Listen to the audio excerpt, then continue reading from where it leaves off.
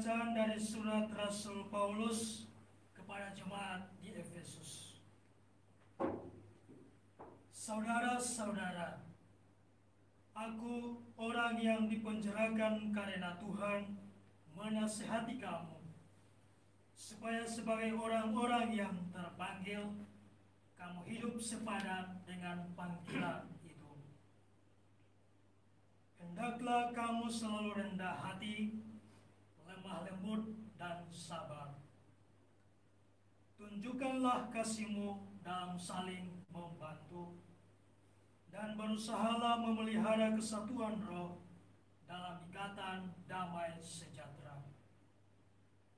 Satu tubuh, satu roh, sebagaimana kamu telah dipanggil kepada satu pengharapan yang terkandung di dalam panggilanmu, satu Tuhan, satu iman, satu baptisan, satu Allah dan Bapa dari semua, yang di atas semua, dan menjiwai semua. Akan tetapi, kepada kita masing-masing telah dianugerahkan kasih karunia menurut ukuran pemberian Kristus. Dialah yang memberikan baik rasul-rasul maupun nabi-nabi, baik pemberita Injil, gembala umat, maupun pengajar. Semuanya itu untuk memperlengkapi orang-orang kudus bagi tugas pelayanan demi pembangunan tubuh Kristus. Dengan demikian, akhirnya kita semua mencapai kesatuan iman dan pengetahuan yang benar tentang anak Allah, kedewasaan penuh dan tingkat pertumbuhan yang sesuai dengan kepenuhan Kristus. Demikianlah sabda Tuhan. Syukur kepada Allah.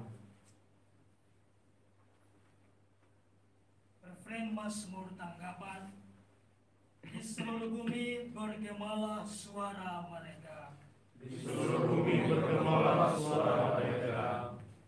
Langit menceritakan kemuliaan Allah, dan cakrawala memberitakan karya tangannya. Hari yang satu mengisahkannya kepada hari yang lain, dan malam yang satu menyampaikan pengetahuannya kepada malam berikut. Di seluruh bumi bergemalah suaranya. Meskipun tidak berbicara dan tidak memperdengarkan suara, namun di seluruh bumi bergaumlah gemanya, dan amanat mereka sampai ke ujung bumi. Di seluruh bumi bergemalah suara mereka. Baik pengantar Injil. Haleluya, haleluya, haleluya.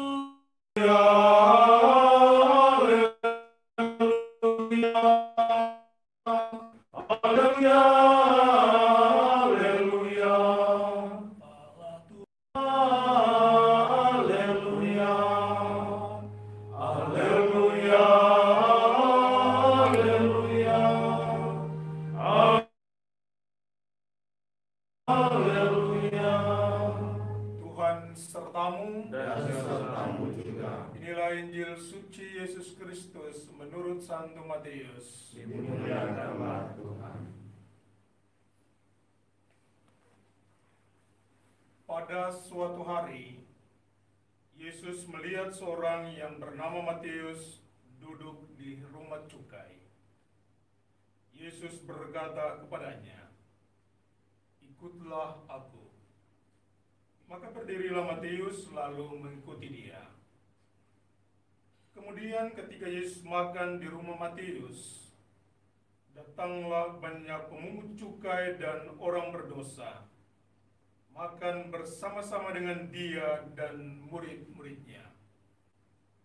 Melihat itu, berkatalah orang-orang Farisi kepada murid-murid Yesus, "Mengapa gurumu makan bersama dengan pemungut cukai dan orang berdosa?" Yesus mendengarnya dan berkata, "Bukan orang sehat yang memerlukan tabib, melainkan orang sakit. Maka pergilah dan pelajarilah arti firman ini. Yang kukehendaki ialah belas kasihan dan bukan persembahan.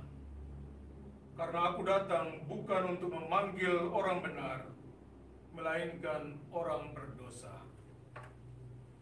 Demikianlah Injil Tuhan. Terpujilah Kristus.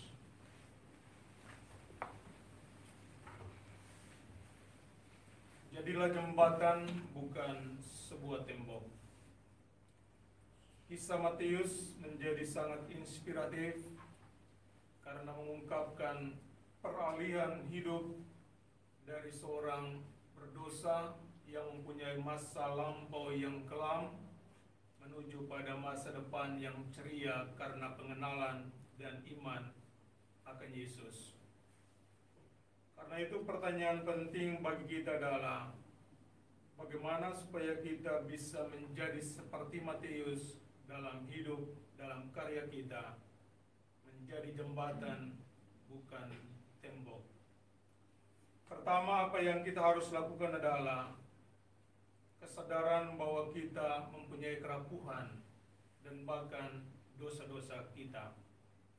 Karena itu meninggalkan dan menanggalkan masa lalu yang kelam itu adalah jalan terbaik untuk mendapatkan masa depan yang cerah.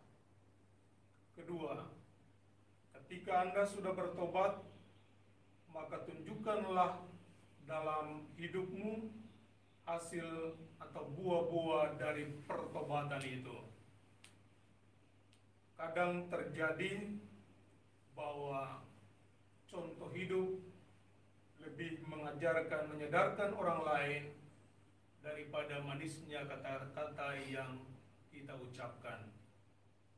Karena itu biarkanlah Anda berbuat baik, maka perbuatan baik itu akan menceritakan atau mewartakan apa yang sesungguhnya menjadi hasil pertobatanmu.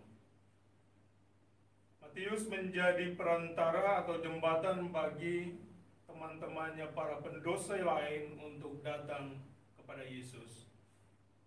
Maka dimanapun kita berada atau kemanapun kita pergi, hendaklah kita mengajak orang lain untuk masuk dalam gerakan pertobatan dan perubahan, sehingga mereka pun mengalami sukacita, mengalami kegembiraan karena pengenalan akan Yesus.